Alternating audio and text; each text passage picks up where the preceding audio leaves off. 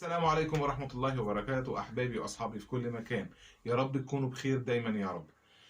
معنا النهاردة قصة حقيقية زي كل يوم، ويا رب تعجبكم. بس أتمنى إن انتوا تسمعوها النهاردة بقلبكم مش بودانكم، عشان القصة النهاردة في آخرها عظة وعبرة لمن يعتبر. يلا نبتدي. بطل قصتنا النهاردة بيقول: من فترة وأنا قاعد بقلب على النت كالعادة، يعني زي كل يوم، فجأة تليفوني رن بمكالمة فيديو من واحد صاحبي وزميلي في الشغل اسمه أسامة. فتحت المكالمة والحقيقة اتفاجئت من شكله. كان مرعوب والدنيا كانت حواليه ضلمة، وفوق كل ده كمان وشه باين عليه الإرهاق وقلة النوم بشكل واضح جدا.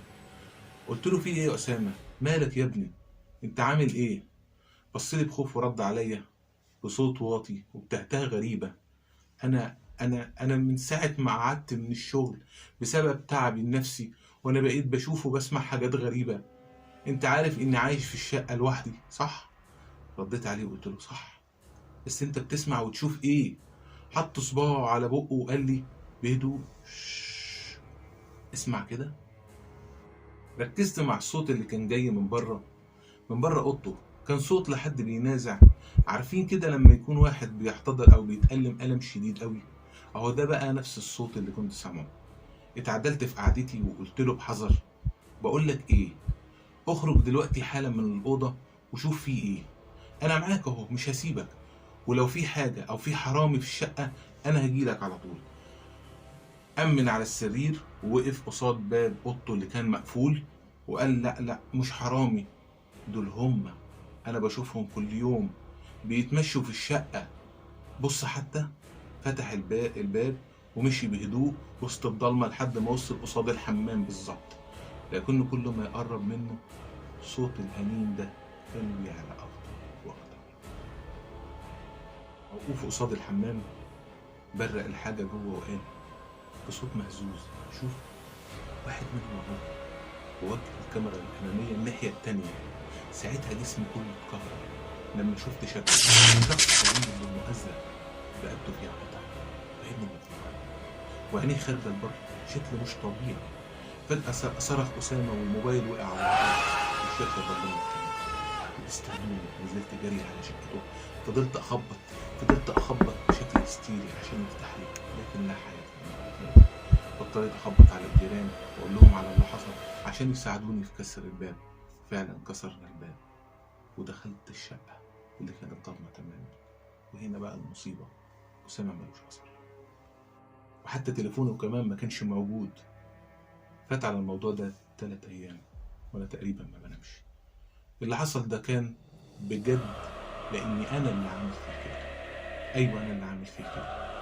أنا رحت لواحدة ست من اللي بيعملوا الأعمال عشان تعمل له عمل ويتجنن وتخليني أنا أخد الترقية الجاية بداله. والظاهر إنها نجحت في اللي طلبته منها وأخدت تمنه مقدما.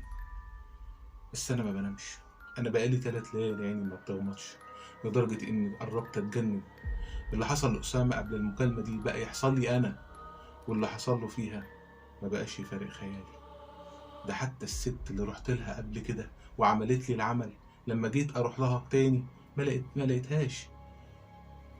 أنا زمايلي في الشغل بيقولوا عليا إني اتجننت كده، الترقية هتضيع مني، وده اللي مش ممكن أسمح بيه. أنا هنزل أدور عليها في كل مكان.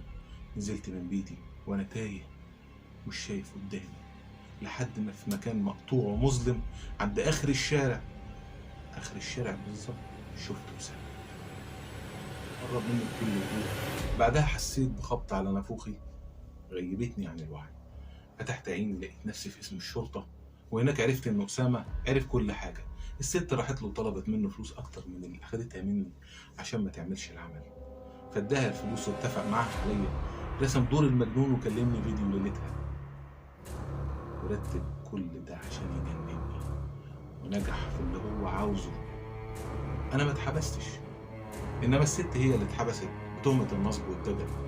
أما أنا بقى فاترميت في مستشفى الأمراض العقلية، لأني مبقتش عارف أنام، وبقى بتجيلي نوبات صرع.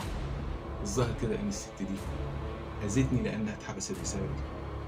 أنا من كتر جلسات الكهرباء مبقتش فاكر حاجة من حياتي غير زيارة أسامة الأخيرة ليا الزيارة اللي قال لي فيها بالنص. كل اللي حصل في مكالمة الفيديو ده كان مترتب له، واللي حصل قبلها كمان كنت أنا اللي عامله.